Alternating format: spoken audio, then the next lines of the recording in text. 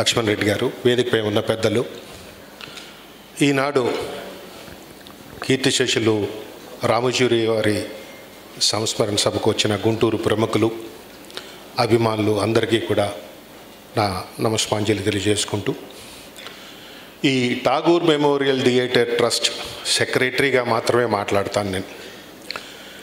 ఈ ట్రస్ట్ ఈ గుంటూరులో ఉన్న ప్రముఖులందరూ కూడా 1969లో ఒక ట్రస్ట్ ఏర్పాటు చేసి ఈ ఊర్లో ఉన్న ప్రముఖులందరూ కలిసి చందాలు వేసుకుని కట్టిన బిల్డింగ్ ఇది. చాలామంది ఇది గవర్నమెంట్ది అనుకుంటారు, లేకపోతే వెంకటేశ్వర అనే పేరు ఉంది కాబట్టి టీటీడీది అనుకుంటారు. ఇది ఠాగూర్ మెమోరియల్ థియేటర్ ట్రస్ట్ అని నామకరణం చేసి కల్చరల్ యాక్టివిటీస్ని అభివృద్ధి చేయడానికి గుంటూరులో స్థాపించబడిన సంస్థ. ఈ సంస్థతో రామోజీరావు గారికి ఎంతో అనుబంధం ఉంది. తర్వాత ఆయన ఈనాడు ఇవన్నీ కూడా వచ్చాక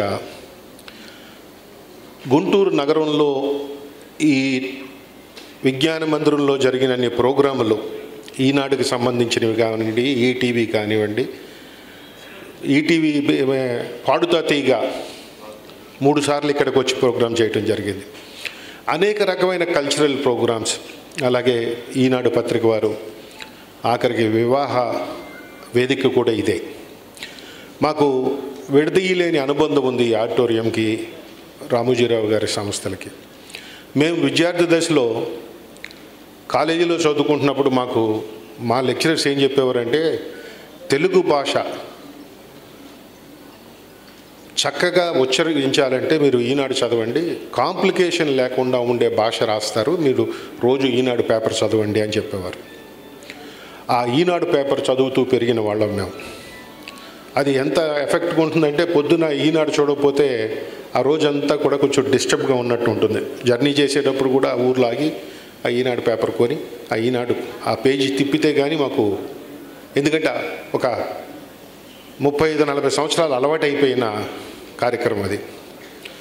అటువంటి మహానుభావుడు. ఎందుకంటే ఇక్కడ ఉన్నవాళ్ళు ప్రతి ఒక్కళ్ళు కూడా ఒక ఆదివారం నాడు మామూలుగా సినిమా యాక్టర్లు వస్తే కూడా జనం రావట్లేదు ఈ ఆడిటోరియంకి. మీరందరూ కూడా రామోజీరావు గారిపై ఉన్న అభిమానం, మీ జీవితంలో ఆయన స్ఫూర్తిని పొంది మీకు అన్ని అనుబంధం ఉంది కాబట్టి వాళ్ళందరూ కూడా ఇక్కడికి వచ్చి ఈ కార్యక్రమంలో పాల్గొనడం జరుగుతుంది. ప్రతి ఒక్కరికి ఒక అనుభూతి ఉంటుంది రామోజీరావు గారితో. తెలుగు భాషకి ఆయన చేసిన సేవ ఇంకెవరూ చేయలేదు.